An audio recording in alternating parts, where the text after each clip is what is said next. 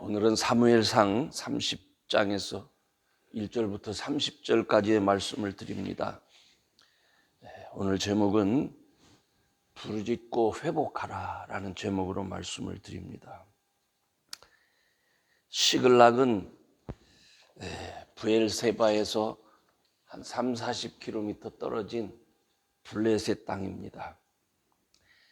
정치적으로 망명을 시도한 다윗이 가드왕 아기스에게 충성 서약을 하면서 몸을 피한 겁니다.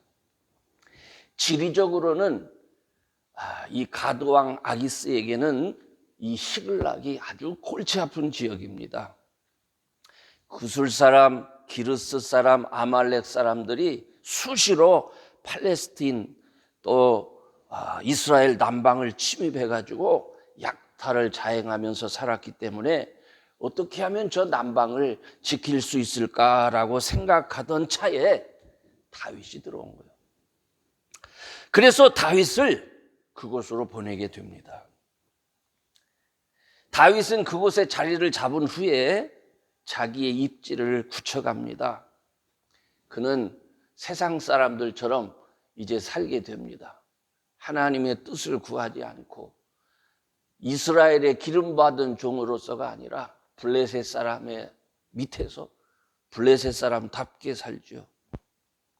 그래서 그 남방 지역 이것저것을 치면서 남녀를 살려두지 아니하고 양과 소와 나귀와 약태를 취하면서 그렇게 살아갑니다. 그리고 아기스한테 보고를 할 때는 유다 남방을 쳤다고 그렇게 얘기를 합니다. 겐 사람의 남방을 쳤다고. 왜냐하면 이쪽 블레셋 쪽을 친다든지 도둑질을 했다고 하면은 문제가 되니까 유다 남방에 가서 여라무엘 지역에 가서 쳤다. 그러니까 이 녀석 다윗이 정말로 이스라엘의 원수가 되었구나 이렇게 생각하도록 하기 위함입니다. 그렇게 자신의 생명을 부지하던 중에 블레셋과 이스라엘의 전투가 벌어집니다. 아기스는 당연히 다윗을 그 전투에 참여시키기를 원해서 소집을 하지만 다른 왕들이 강하게 반대해서 다윗을 따르던 사람들은 그 전투에 참여하지 못하고 다시 자기가 사는 시글락으로 돌아오게 됩니다. 하나님의 손길이 함께하는 증거지요. 그렇지만 그런 은혜에 감사할 겨를도 없이 다윗이 시글락에 도착하기 전에 시글락에는 이미 큰 일이 벌어졌습니다. 자기의 처들 그리고 함께하던 모든 사람의 처들과 재산이 다 어린아이까지 다 붙잡혀가고 재산은 다 불타 사라지고 있는 그런 상황에서 다윗이 보게 됩니다. 그래서 많은 사람들이 다윗을 따르던 사람들이 갑자기 너무나 황망하고 답답해서 이 모든 것이 당신 때문에 그렇다라고 하면서 다윗을 원망하면서 돌로 치려하는 바로 그런 상황입니다. 여러분, 이게 시글락에서 있었던 일입니다. 이게 뭐를 의미할까요? 이게 저와 여러분의 모습입니다. 하나님께서 저와 여러분을 택하실 때에는 하나님 나라의 종으로 하나님 나라를 세워가라고 일하는데 하나님 나라를 일하기 위해서 애쓰고 수고하는데 우리의 핍박이 어디에서 오냐면 교회 안에서. 교회 안에서. 사울왕에게서 있대. 사울왕에게서. 피하고 피하다가 도저히 안 되겠다. 그렇게 해서 결정을 내린 게 내가 이스라엘 땅에서 사울 밑에 있다가는 나 제명에 못 살겠다. 그래서 블레셋 땅으로 작정을 하고 그가 망명을 시도하게 됩니다. 그때부터는 하나님께 뜻을 구하지 아니하고 자기 마음대로 사는 세상 사람과 똑같이 사는 그런 인생이 되는 거예요. 그러다가 어떻게 됐습니까? 처와 재산과 자기의 동료까지도 다 잃어버리게 되는 정말로 모든 것을 잃어버리게 되는 그런 상황을 맞이하게 된 겁니다.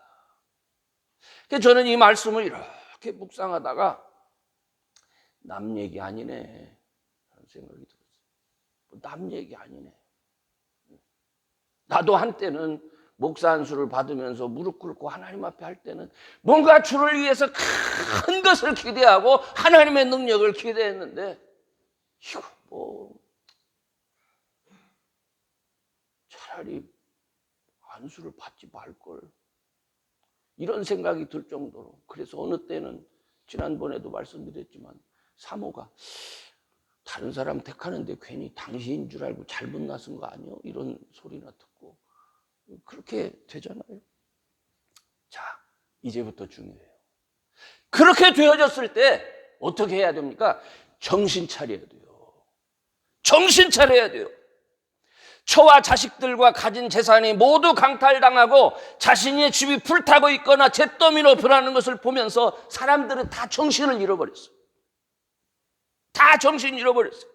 모든 원인이 다윗이라는 생각이 들자 한 마음으로 그들이 돌을 들어서 다윗을 죽이려고 합니다. 이게 육체를 따라 사는 사람들의 모습이요, 하나님 없이 사는 사람들의 모습입니다. 이 일촉즉발의 순간에 다윗이 정신 잃어버리면 안 되죠. 분노에 붙잡혀 있는 자들의 행동을 보고만 있을 수 없죠. 그래서 다윗이 정신을 차립니다. 하나님의 사람은 그 순간 자신을 택해 세우신 하나님을 의지하게 되는 거예요. 하나님 의지해야 되는 거예요. 어렵고 힘든 순간일수록 하나님 더 바라보고 하나님 의지해야 되는 거예요. 바로 이 모습이 오늘 우리 교회의 모습을 돌아보게 합니다. 사람들의 마음속을 채우고 있던 믿음은 악한 영의 침노로 다 사라져 버렸습니다. 그래서 교회의 목회자들조차도 육체의 본성과 사단의 미혹을 따라서 하나님의 사람들을 향해서 분노합니다. 미워합니다. 원망합니다. 당신 때문에 우리 교회가 이렇다는 둥, 당신 때문에 우리 지방회가 이렇다는 둥, 당신 때문에 우리. 다윗은 이런 상황에서 할 수 있는 일이 없어요. 여러분, 우리 교회가 지금 엉망이 된 상황에서, 어렵게 된 상황에서 우리가 할 수 있는 것은 아무것도 없다는 것을 알아야 돼요. 정신 차려야 됩니다. 그래서 일단 정신을 차리고 사람들의 마음을 추스립니다. 자신은 다른 사람들과 달리 황망한 상태에서 정신을 잃을 겨를도 없어요. 하나님께서 택하서 세우신 기름 부은 사람들이라는 것을 기억해야 돼요. 나에겐 뜻이 있어서 하나님이 기름 부어 세운 사람이다. 이 절망적인 위기 속에서 하나님의 뜻을 찾고 사람들을 이끌어가야 되는 사람들입니다. 그러므로 하나님의 사람들은 어떤 환경에 휩싸여서 절망할 수도 없어요. 절망하고 낙담하는 것 자체가 하나님의 살아계심을 불신하는 것과 같은 거예요. 강도를 만난 이 재난의 상황을 우리 힘으로는 이길 수 없어요. 사단이 역사하는 걸 우리 힘으로는 이길 수 없어요. 이 재난을 극복할 수 있는 방법은 하나님의 지혜와 도우심을 필요로 하는 겁니다. 지금껏 하나님 찾지 않았어요. 지금껏 제 마음과 제 생각을 따라 돌아다니면서 강도질하면서 살았습니다. 그런데 이 상황이 벌어지니까 아이고 큰일 났다. 드디어 정신을 차린 거예요. 에봇을 찾습니다. 에봇이라고 하는 게 뭡니까? 제비를 뽑겠다는 거예요. 이게 하나님의 뜻인지 아닌지를 묻겠다는 거예요. 사실 이 에봇을 찾고 제비를 뽑고 하는 것은 초대교회 마띠아 12사도 중에 한 사람을 뽑는 그 순간까지도 이 일이 있었습니다. 그러니까 그것은 이상한 게 아니죠. 성령의 오심에 또 성령의 활동이 시작되면서 하나님의 뜻을 묻는 이 일은 이제 없어졌어요. 왜? 하나님이 직접 역사하시니까. 그래서 이제 성경에서는 더 이상 그게 발견되지 않습니다. 여러분, 다윗의 물음에 응답해 주시는 이 일, 위기를 만난 사람들이 정신을 차리고 그 일을 수습하기 위해서 그리스도 예수의 십자가를 의지해서 성령의 인도하심을 구하면 성령께서 어떻게 응답해 주신다는 겁니다. 이게 믿는 우리들에게는 복음입니다. 복음에는 하나님의 능력이 나타난다는 말씀이 있잖아요. 십자가만 복음이라고 생각하면 안 돼요. 십자가를 의지해서 나타난 능력이 경험됐기 때문에 그게 복음인 거예요. 능력 없는 십자가는 무의미한 거예요. 구원하는 능력이 있기에 그 십자가가 위대한 겁니다. 인간적인 방법으로는 어쩔 도리가 없었습니다. 어린 노예를 통해서 조그마한 정보를 알아내긴 했지만 그것만 가지고도 처자식을 찾을 수가 없습니다. 어떻게 해야 돼요? 그는 계속해서 하나님 앞에 질문했을 겁니다. 하나님 어떻게 해야 되죠? 그리스도의 보혈을 의지해서 성령 하나님의 임재와 그분의 인도하심을 온전히 의지하면서 나갈 수밖에 없어요. 그런데 문제는 추적하는 중에도 생깁니다. 600명이 따라가는 중인데 200명이 더 이상은 못 가겠다는 거예요. 구설 시냇가를 건너는데 더 이상은 못 가겠다는 거예요. 처자식과 재산 다 가지고 도주하는 지금 적들이 있는데 눈앞에 뻔히 보면서도 600명이 다 가서 힘을 다해 싸워도 이길까 말까인데 200명이 우리는 더 이상 못 가겠습니다. 그렇죠. 아벡에서 시글라까지는 2박 3일 동안 여러분 걸어보셨습니까? 너무너무 힘듭니다. 배고프고 힘들고 더군다나 이 유대 땅에서 2박 3일을 걸어서 아벡에서 시글라까지 돌아온다는 것은 쉬운 일이 아닙니다. 그러니 여기까지는 왔지만 이제 애들 없어졌지, 재산 없어졌지, 그래 찾아야지 하고 조금 나서긴 했지만 이제 정말 더 이상은 못 가겠습니다 하고 200명이 또 주저앉는 거예요. 나머지 400명 데리고 가야 돼. 어떻게 하겠습니까? 그래. 하나님, 힘을 합해도 모자라는 상황에 지금 어떻게 하겠습니까? 그러나 실망하지 않지요. 하나님 도와주세요. 하나님 도와주세요. 낙타만 탄 적의 소년 병미 400명이요. 낙타를 탄 사람만 400명이요. 나머지 사람들은 제외하고라도. 여러분, 눈물만 나옵니다. 그렇죠? 시편 27편의 기사 이렇게 바울의 기도문을 보면 하나님 날 도와주세요. 하나님 날 도와주세요. 주여, 눈물만 나옵니다. 그렇죠? 주여. 그러나 여러분, 믿음만이 능력입니다. 믿음만이 능력입니다. 주여, 내가 주를 믿사오니 주님 나 도와주시옵소서. 내가 주의 능력을 믿습니다. 저를 구원하여 주시고 저를 회복하여 주시고 우리 교회를 회복시켜 주옵소서. 우리의 믿음을 회복시켜 주옵소서. 그렇게 뜻을 물으며 한 걸음 한 걸음 나가는 거예요.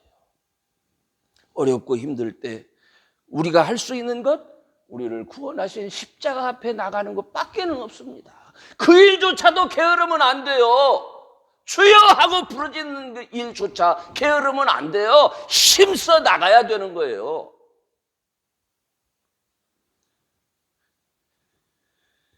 그분의 인도하심을 따라 어떻게 됩니까? 시글락에서 놀라운 하나님의 구원하심을 경험하게 됩니다. 엄청난 전리품까지. 이 아멜렉 사람들이 시글락에만 왔던 게 아니에요. 주변 여러 곳을 침노하면서 여기저기서 빼앗아 놓은 게 시글락에서 빼앗은 것보다 더 많이 있었는데 쫓아가가지고 밤에 기습작전으로 그들을 다 물리칩니다. 그래서 빼앗겼던 거를 전부 찾는데 이가 엄청났어요. 이게. 그때 이 엄청난 것으로 끝나면 또 얼마나 좋겠습니까? 그렇죠? 하나님의 구원하심과 능력이 경험되면은요, 꼭 또 사단이 역사를 하는 거예요. 야, 이 전리품 200명 그때 우리하고 같이 가야 되는데 죽어도 못 가겠다고 주저앉는 녀석들 있지? 걔들은 안 돼. 누가 제일 공을 많이 세웠느냐를 자기들끼리 또 따질 거 아니에요. 그래가지고 뭐 누구는 쟤하고 누구는 쟤하고. 이때 믿음의 사람 다윗이 말합니다. 참 멋있어요. 여러분, 하나님의 능력을 경험하고 은혜를 경험하면요, 사람의 마음에 여유도 생기는 거예요. 다윗이 뭐라고 얘기를 하느냐? 이거는 우리가 한 게 아니지 않느냐? 하나님의 도우심과 하나님의 은혜로 이게 된 것이니까 그러지 말고 우리 다 똑같이 나누자. 이렇게. 그래가지고 똑같이 나누는 정도가 거기에 부솔 시내가에 머물렀던 200명 하고만 똑같이 나눈 정도가 아니라 유다 남방 지역에 살던, 그러니까 다윗이 시글락에 머물면서도 교제하면서 살던 그 주변의 모든 사람들에게, 모든 부락에게 그 전리품을 다 나누어줬던 거예요. 그게 의미하는 바가 뭘까요? 하나님이 우리를 이렇게 도우셨다, 하나님이 우리와 함께 하신다를 선전하는 거예요. 그것이 훗날 다윗이 이스라엘의 왕으로 세워질 때, 특별히 유다에서 먼저 왕으로 세워질 때에 큰 기여를 하게 되죠. 다윗이 뭐 알고 그랬겠습니까? 하나님의 은혜가 너무 감사하고 기뻐서 그게 나눈 거예요. 요즘에 교회 목회자들, 아유, 내가 또 주여, 나누기는 고사하고 그저 끌어안기만. 그래서 그 교회 가면 능력이 있는지 모르지만은 주변에서는 그들 때문에 다 죽을 지경이요. 그들 때문에. 이거는 성경적인 것이야. 이거는 하나님의 은혜가. 그래서 저는 여러분, 뭐 누구를 탓하기 전에 이거 저와 여러분의 문제예요. 여러분, 우리가 지금 시글락에 있는 거예요. 다 뺏기고 이제 어떡하겠습니까? 주여, 마음대로 하소서. 이대로 살다가 가겠나이다. 이거 아니지요. 이거 아니지요. 부르짖어야지요. 찾아야지요. 하나님의 능력, 믿음만이 능력입니다, 여러분. 아멘. 회복시키는 하나님의 은혜를 경험하시기 바랍니다. 축복하시는 하나님의 손길을 경험하시기 바랍니다. 그리하여서 이 시글락이, 모든 것을 빼앗기고 절망했던 이 시글락이 오히려 왕권을 회복하고 다윗이 세워지는 출발점이 되어진다는 사실을 기억하시기 바랍니다. 아멘. 바로 그 자리가 저와 여러분이 하나님이 다시 세우시는 그런 기회의 자리임을 깨닫고 여러분 부르짖기를 주의 이름으로 축원합니다. 아멘.